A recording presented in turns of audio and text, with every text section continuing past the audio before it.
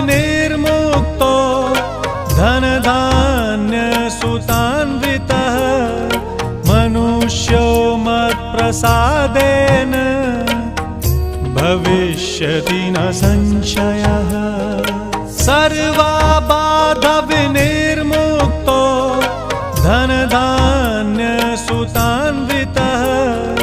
मनुष्यो मत्प्रसादेन भविष्यति न संशयः। सर्वाबाधविनिर्मुक्तो धनधान्यसुतान्वितः मनुष्यो मत्प्रसादेन भविष्यति न संशयः।